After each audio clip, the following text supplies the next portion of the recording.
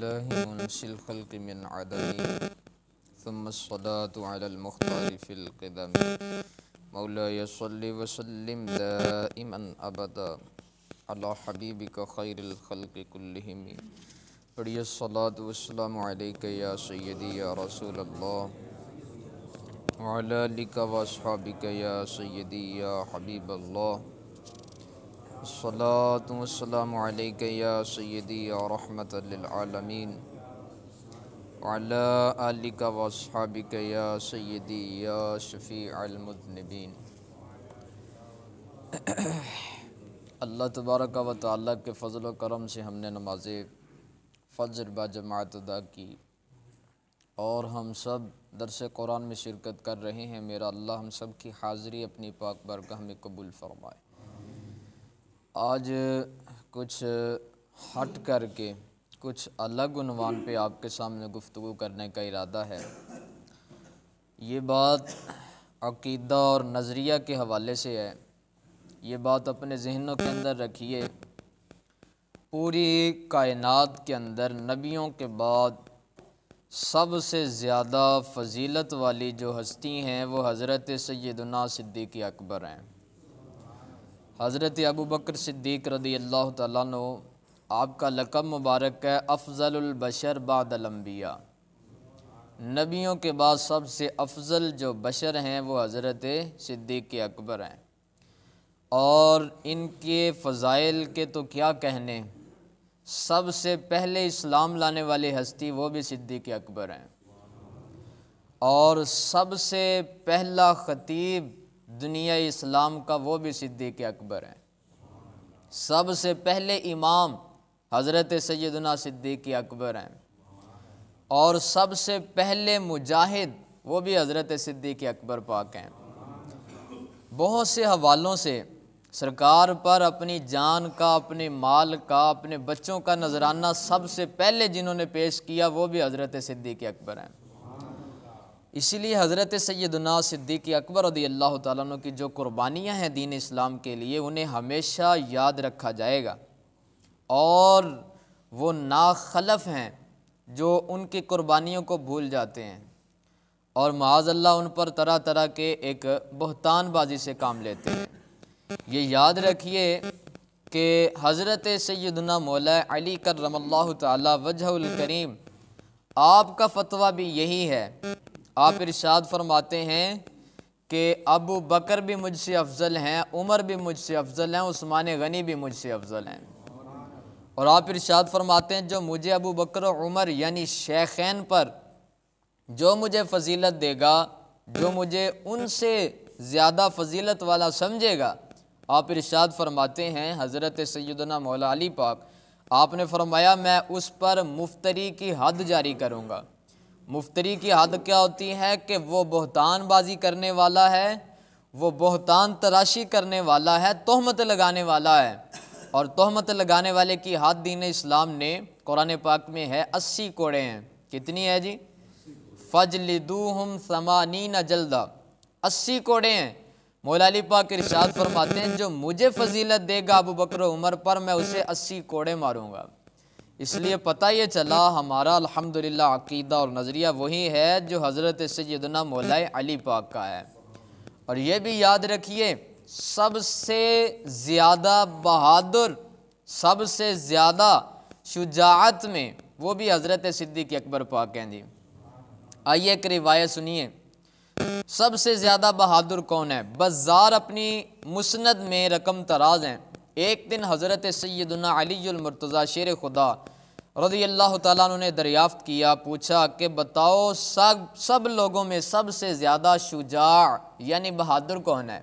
آپ نے لوگوں سے پوچھا تو لوگوں نے جواب دیا، کہنے لگے ہماری نظر میں تو سب سے زیادہ بہادر آپ ہیں۔ تو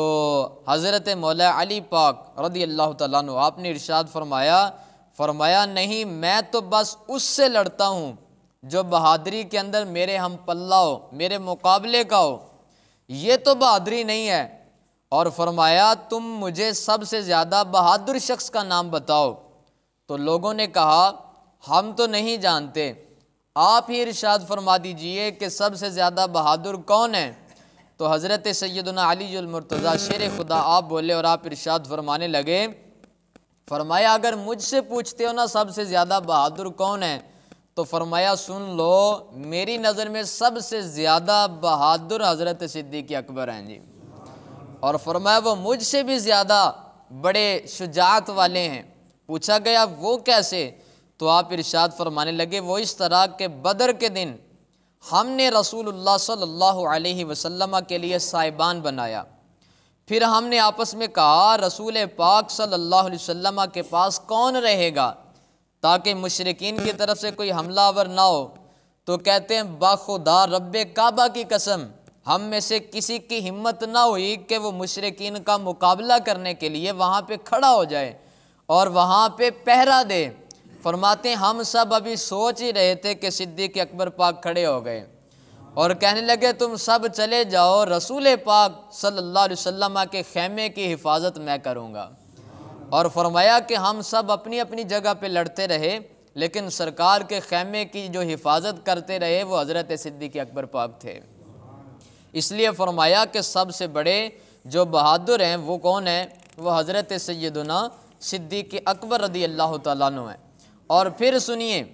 آپ نے ارشاد فرمایا، حضرت علی رضی اللہ تعالیٰ عنہ آپ کا ہی بیان ہے، ایک بار میں نے دیکھا کہ مشرکین نے رسول اللہ صلی اللہ علیہ وآلہ وسلم کو گھیرے میں لے لیا اور آپ کو دھکے دینے لگے، ساتھ ہی یہ کہتے جاتے کہ تو ہی ہے وہ جس نے نیا خدا بنا لیا ہے،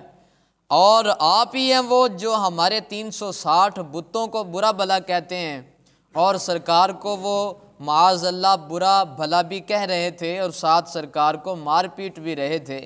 تو مولا علی پاک فرماتے ہیں اس وقت ہم میں سے کوئی آگے نہ بڑھا کہ جا کر کے سرکار کی حفاظت کرے، لیکن فرمایا سب سے آگے بڑھ کے حضرت صدیق اکبر پاک نے رسول پاک کی حفاظت کی اور مشرکین کو پیچھے ہٹایا، اور ہٹا کر کے آپ ارشاد فرمانے لگے، فرمایا او بدتمیزو، اور فرمایا او مشرکین، کیا تم ایسے شخص کو قتل کرنا چاہتے ہو، ایسے شخص کو اذیت دے رہے ہو جو تمہیں صرف اس کا قصور یہ ہے کہ وہ تمہیں راہ حق کی طرف بلاتا ہے، وہ ان بتوں سے تمہاری جان چھڑوانا چاہتا ہے، وہ صرف تمہیں اس بات کی تلقین کرتا ہے کہ سارے بت جھوٹے ہیں، اگر سچے خدا کی تلاش میں ہو تو آؤ ہم اس خدا کی عبادت کرتے ہیں جو ہم سب کا خالق بھی ہے، جو ہم سب کا مالک بھی ہے، جو ہم سب کو رزق عطا کر رہا ہے۔ اس لیے فرمایا سب سے آگے بڑھ کے مشرکین کا جنہوں نے تنے تنہا مقابلہ کیا وہ حضرت صدیق اکبر پاک ہیں جی۔ اس لیے یہ بات یاد رکھیے، ہر لحاظ سے، ہر اعتبار سے، آپ جس اینگل اور جس آئینے سے بھی دیکھیں گے سب سے آگے حضرت صدیق اکبر پاک آپ کو نظر آئیں گے۔ اس لیے بہت ساری قربانیاں ہیں دین اسلام کے لیے حضرت صدیق اکبر پاک کی۔ اور پھر سنیے پیارے آقا صلی اللہ تعالیٰ علیہ وآلہ وسلم پر جب آیت نازل ہوئی ان اللہ و ملائکتہ یصلون علی النبی، اس کو امام مجاہد نے روایت فرمایا، جب یہ آیت نازل ہوئی کہ اللہ اور اللہ کے فرشتے سرکار حضور جانے جانا صلی اللہ علیہ وسلم پر درود بھیجتے ہیں، تو سرکار کے پاس صدیق اکبر پاک بیٹھے تھے، عرض کیا یا رسول اللہ جب بھی اللہ تعالیٰ آپ کو کوئی انعام عطا کرتا ہے، کوئی فضیلت عطا کرتا ہے، آپ پر اللہ تعالیٰ کوئی نہ کوئی فضل عطا کرتا ہے تو اس میں ہمارا بھی کچھ حصہ ہوتا ہے، تو اللہ آپ پر درود و سلام بھیجتا ہے تو اس میں ہمارا حصہ کہاں ہے؟ جب صدیق اکبر پاک نے یہ سوال کیا تو اللہ تعالیٰ نے فوراً دوسری آیت نازل فرمائی اور فرمایا هو الذی یصلی علیکم وملائکتہ لیخرجکم من الظلمات الی النور، فرمایا کہ اے میرے پیارے حبیب آپ اپنے یار غار کو بتا دیجئے اللہ آپ پر بھی درود بھیجتا ہے اور آپ کی امتیوں کا حصہ بھی ہے کہ اللہ صدیق اکبر پاک پر بھی درود و سلام بھیجتا ہے، اور اللہ کے فرشتے بھی صدیق اکبر پاک پر درود و سلام بھیجتے ہیں،